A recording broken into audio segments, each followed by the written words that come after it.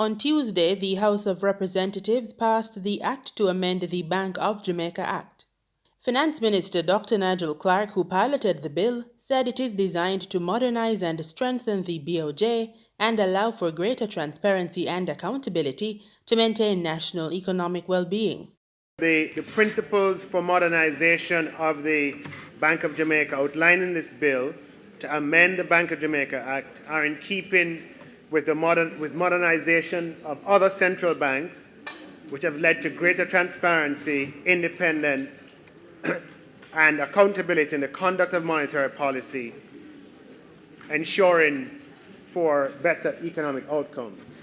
The bill, originally tabled in 2018, benefited from the contribution of members from both houses of Parliament and from both sides of the political aisle, in addition to comments during the Joint Select Committee process from various stakeholders.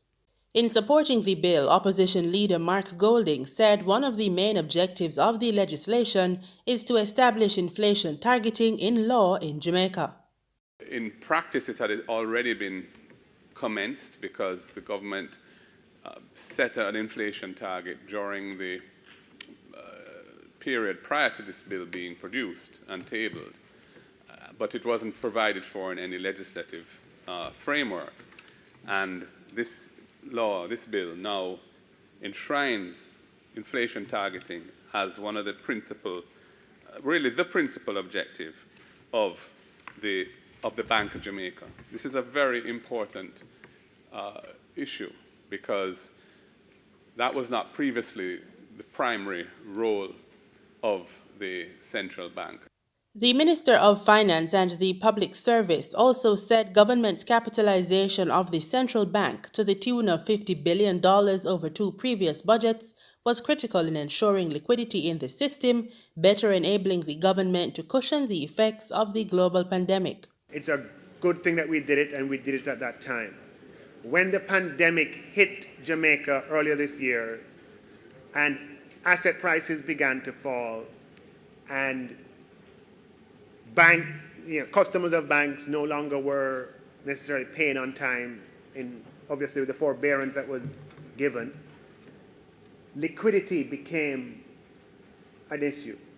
And the central bank was able to inject over $50 billion of liquidity into the system by their own, I'm just paraphrasing what I've heard the governor say, by purchasing bonds from financial institutions. And by purchasing those bonds, which are assets that they held, they, by virtue of doing that, injected cash into the system, which has allowed for Jamaica to absorb the pressures that have come from this crisis.